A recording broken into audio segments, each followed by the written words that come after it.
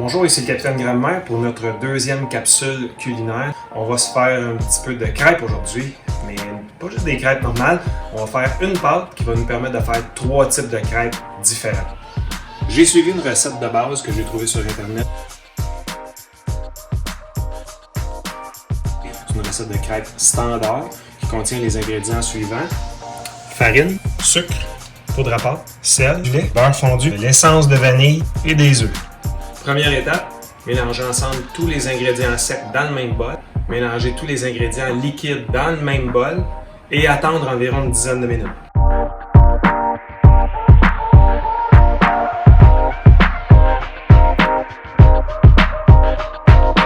Maintenant, on va être rendu à la dernière étape, le processus de cuisson.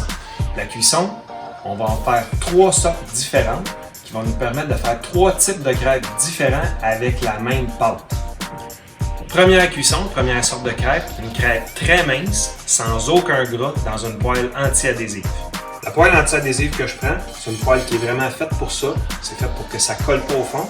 Puis autant que possible, avec un rebord pas trop épais, ça va être plus facile de retourner les crêpes. On allume le rond à intensité relativement forte. Si vous avez gradé de 1 à 9, je le mettrai environ à 7. Pour pas que ça soit brûlant non plus, mais il faut que ça soit suffisamment chaud.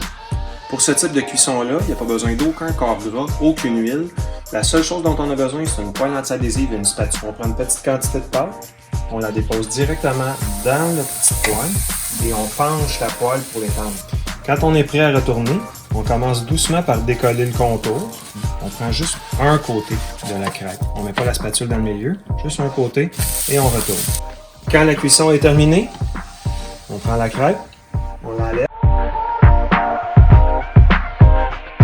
On va prendre maintenant une poêle avec un rebord un peu plus haut parce qu'il va y avoir un corps gras et il va y avoir de l'huile dans le fond. Mais pas beaucoup, environ 1 à 2 mm d'épais. Il faut faire chauffer l'huile, mais c'est important de ne pas faire fumer l'huile. Si l'huile dégage de la fumée, c'est trop chaud.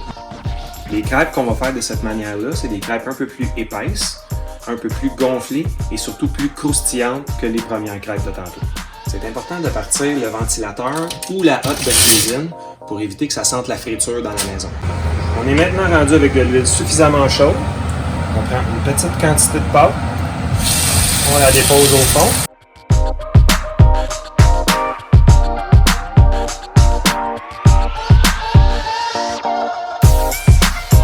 Quand on les sort, il va y avoir un peu d'huile. Donc ça peut être intéressant de mettre la crêpe directement sur un papier absorbant quelques secondes avant de la servir.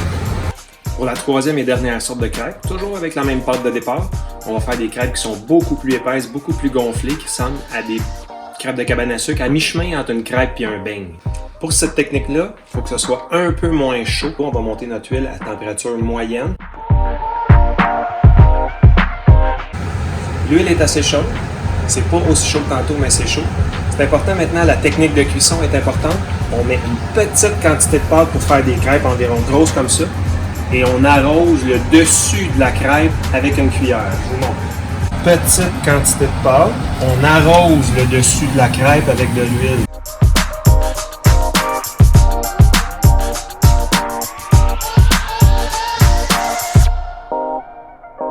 Une fois que tout est cuit, il reste à servir et à manger, préférablement avec du sirop d'érable.